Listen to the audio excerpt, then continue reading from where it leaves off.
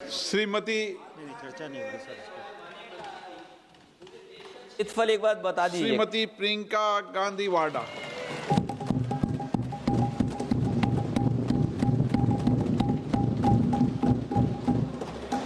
आदरणीय अध्यक्ष महोदय, मैं आपको धन्यवाद देना चाहती हूं कि इस महत्वपूर्ण मुद्दे पर आपने मुझे बोलने का मौका दिया। ये अलग बात है कि सत्ता पक्ष के लोग सब मेरे बोलने से पहले ही भाग गए। आइए आइए, आपको देख के मैं खुश थी कि आप वापस आ गए। सबसे पहले मैं उन सैनिकों, उन जवानों, उन अफसरों को नमन करना चाहती हूँ जो हमारे देश के रेगिस्तानों में, हमारे देश के घने जंगलों में, बर्फीले पहाड़ियों पे हमारी देश की रक्षा करते हैं, जो हर पल देश के लिए अपनी जान देने के लिए तैयार रहते हैं। 1948 से लेकर अब तक, जब से पाकिस्तानी रेडर्स ने कश्मीर पे हमला किया, तब से लेकर अब तक हमारे देश की अखंडता की रक्षा करने में उनका बड़ा योगदान है। हमारी आज़ादी अहिंसा के आंदोलन से हासिल हुई, लेकिन जैसे मैंने कहा, उसको कायम रखने के लिए हमारी सेना का बहुत बड़ा योगदान है। अध्यक्ष महोदय, कल मैं सदन में बैठी हुई सबके भाषण सुन रही थी। आदरणीय रक्षा मंत्री महोदय ने बोला, सत्ता पक्ष के कई मंत्रियों ने बोला। 1 घंटे का रक्षा मंत्री जी का लंबा भाषण था। सुनते सुनते एक बात मुझे बहुत खटक रही थी। उसके बाद जब दूसरे भाषण भी सुने आपके सत्ता पक्ष के, तब भी ये बात बार बार मेरे मन में आ रही थी कि सारी बातें कर ली, ऑपरेशन सिंदूर की बात कर ली, आतंकवाद की बात कर ली, देश की रक्षा की बात कर ली, इतिहास का पाठ भी पढ़ा दिया, लेकिन एक बात छूट गई। उस दिन 22 अप्रैल 2025 को जब 26 देशवासियों को अपने परिवार के सदस्यों के सामने खुलेआम मारा गया, तो ये हमला कैसे हुआ, क्यों हुआ?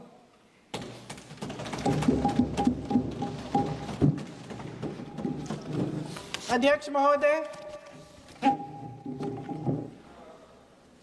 ये लोग बैसारन वैली में, पहलगाम के पास कश्मीर में क्या कर रहे थे? आजकल पब्लिसिटी का दौर है, प्रचार का ज़माना है। कुछ समय से हमारी सरकार ये प्रचार कर रही थी कि कश्मीर में आतंकवाद ख़त्म हो गया है, कि कश्मीर में शांति है, अमन चैन है। प्रधानमंत्री जी ने खूब भाषण दिए, देशवासियों को कहा कि चलिए कश्मीर चलिए, सैर करिए। कई बार मैंने ये भी देखा मीडिया पर, टीवी पर, कि कश्मीर जाइए, ज़मीन खरीदिए, अब वहाँ अमन चैन है, शांति का वातावरण है। इसी बीच शुभम द्विवेदी, एक कानपुर के नौजवान, और उनके पूरे परिवार ने तय किया कि वो कश्मीर जाएंगे। शुभम द्विवेदी की 6 महीने पहले शादी हुई थी। उसकी पत्नी ने कहा कि उनके बीच एक ऐसा रिश्ता था, प्रेम और दोस्ती का ऐसा रिश्ता था कि वो एक दूसरे को बच्चों की तरह हंसाते थे। सोशल मीडिया पर एक वीडियो भी जारी है जिसमें पूरा परिवार एक साथ बैठा हुआ ताश खेल रहा है और ऐसे हंस रहे हैं, ऐसे हंस रहे हैं कि उस वीडियो को देख के किसी का भी दिल टूट जाए कि इस परिवार को इस तरह से उजड़ने क्यों दिया हमने। 22 अप्रैल 2025 को बैसारन वैली में मौसम का मिजाज अच्छा था।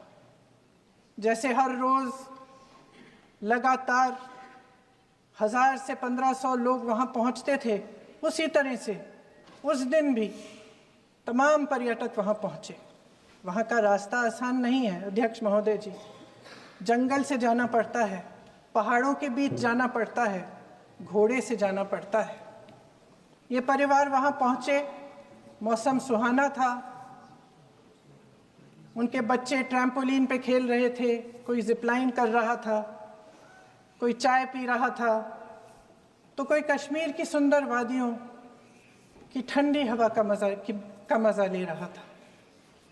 शुभम अपनी पत्नी के साथ एक स्टॉल पे खड़े थे, तभी अचानक 4 आतंकवादी जंगल में से निकलते हैं और शुभम को वहीं अपनी पत्नी के सामने मार डालते हैं। उसके बाद वे वहां से पूरे वैली में 1 घंटे के लिए लोगों को चुन चुन कर मारते हैं। किसी के पति को अपनी पत्नी के आंखों के सामने, किसी के पिता को अपने बेटे के सामने, चुन चुन कर 26 लोगों को मार डालते हैं। शुभम की पत्नी घबराकर वहां से भागने की कोशिश करती है, अपनी जान बचाने के लिए जंगल की तरफ दौड़ती है। वहां पता चलता है कि तमाम लोग जंगल की तरफ दौड़े हैं और अपनी जान बचाने की कोशिश कर रहे हैं। कोई अपने बेटे का हाथ पकड़ के पहाड़ों पर घसीटता हुआ जा रहा है, कोई कश्मीरी घोड़े वालों और गाइडों की मदद लेते हुए चले जा रहा है। कोई रास्ता नहीं है, कोई तरीका नहीं है, लेकिन किसी न किसी तरह से शुभम की पत्नी के शब्दों में किसी ऐसी शक्ति ने हमको बचा कर रखा कि हमें किसी न किसी तरह से हम अकेले नीचे पहुंचे। और मैं उनके लफ्ज पढ़ना चाहती हूं, क्योंकि उन्होंने कहा कि इस पूरे समय जब 1 घंटे के लिए चुन चुन कर भारतीय नागरिकों को मारा जा रहा था, इस पूरे समय उसे एक सुरक्षाकर्मी नहीं दिखा, एक सैनिक नहीं दिखा।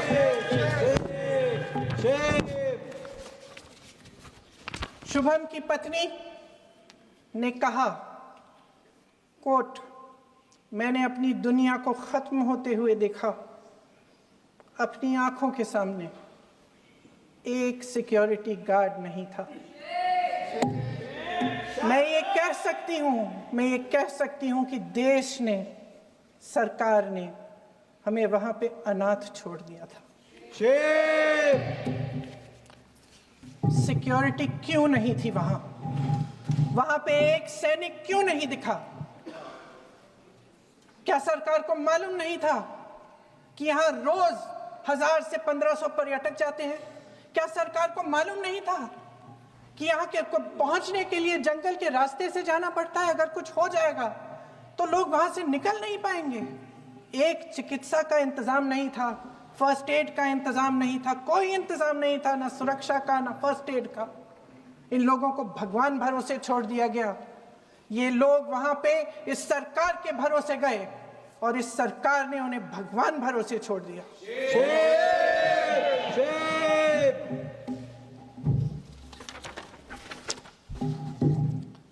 मैं पूछना चाहती हूं, ये किसकी जिम्मेदारी थी? इस देश के नागरिकों की सुरक्षा की जिम्मेदारी किसकी है? क्या इस देश के प्रधानमंत्री की नहीं है? क्या इस देश के गृह मंत्री की नहीं है? क्या इस देश के रक्षा मंत्री की नहीं है? क्या एनएसए की नहीं है? अध्यक्ष महोदय, पहलगाम हमले से सिर्फ 2 हफ्ते पहले हमारे गृह मंत्री महोदय जी कश्मीर गए थे। किस लिए गए थे? जो सुरक्षा की व्यवस्था है इसको देखने के लिए गए थे, इसको रिव्यू करने के लिए गए थे। और उन्होंने वहां कहा कि आतंकवाद पर विजय प्राप्त हुई है। ये 2 हफ्ते पहले है। 3 महीने बाद जेएनके के गवर्नर साहब एक आम इंटरव्यू में ऐसे ही चलते चलते कह देते हैं कि हाँ, बैसारन वैली में बहुत लापरवाही हुई और इसके लिए मैं जिम्मेदारी लेता हूँ। ऐसे ही चलते चलते, और वो बात होती है, खत्म भी वहां होती है और वहीं खत्म हो जाती है। उनसे जिम्मेदारी ली भी नहीं जाती, कोई सवाल नहीं उठाता, कोई जवाब नहीं देता। अध्यक्ष महोदय, उस हमले की जिम्मेदारी एक आतंकवादी गुट जिसका नाम टीआरएफ है थोड़े दिनों बाद लेती है। कौन है ये टीआरएफ? 2019 में ये गुट बना। 2020 में इसने कश्मीर में आतंकवाद का काम शुरू कर दिया और अप्रैल 2020 से लेकर 22 अप्रैल 2025 तक इन्होंने 25 आतंकवादी हमले किए। गृह मंत्री महोदय ने जब यूपीए सरकार के समय के आतंकवादी हमले गिने तो लगभग 25 गिनवाए थे अभी अपने भाषण में। इस गुट ने कश्मीर में 25 हमले 2020 और 2025 के अंदर एक पूरी लिस्ट है इन हमलों की।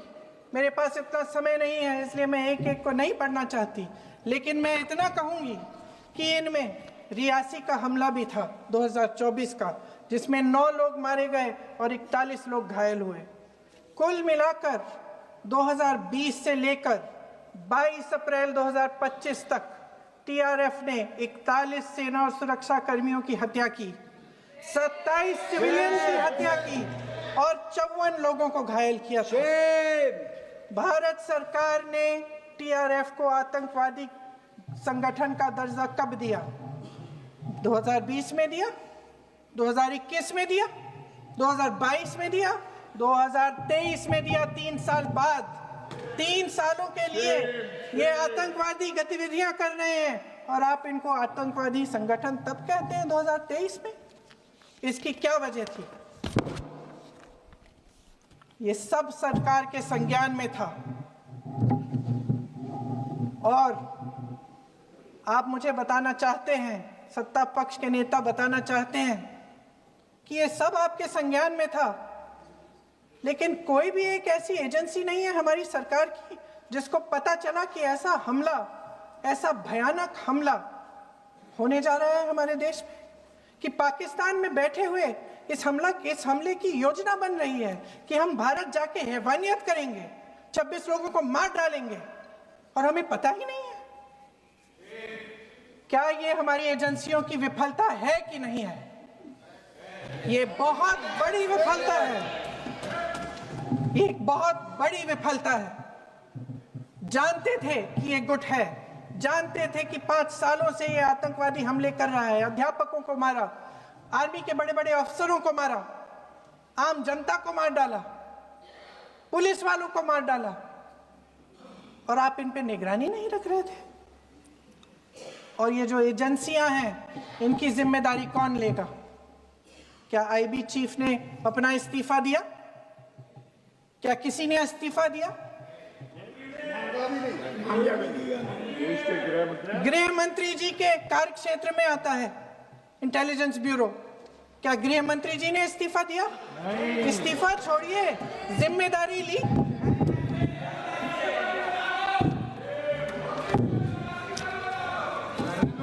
साहब देखिए, इतिहास की बात आप करिए, मैं वर्तमान की बात करना चाहती हूँ।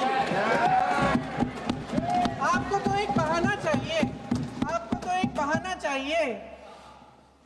पूरे परिवार का नाम गिनवा देते हैं। अरे अपनी जिम्मेदारी खुद लीजिए।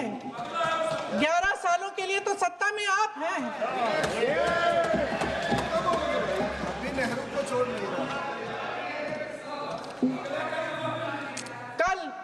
कल माननीय गौरव गोगोई जी ने अपने भाषण में पूछा गृह मंत्री जी से, क्या आपकी जिम्मेदारी नहीं थी? मैं देख रही थी। राजनाथ जी, रक्षा मंत्री जी यूं अपना सर हिला रहे थे, कुछ बोले नहीं। अंदर से ये महसूस हुआ होगा कि यहाँ कुछ जिम्मेदारी थी, लेकिन माननीय गृह मंत्री महोदय जी हंस रहे थे, वे हंस रहे थे।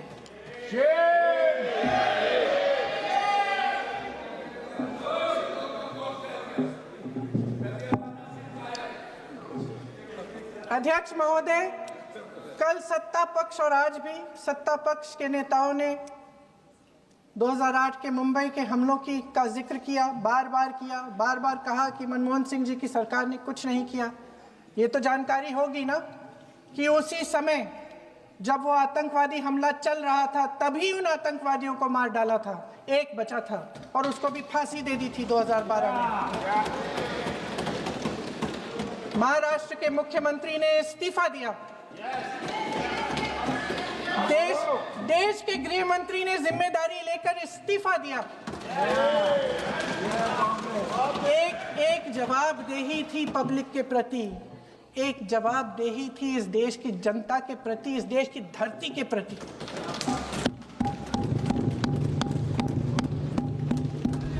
राजनाथ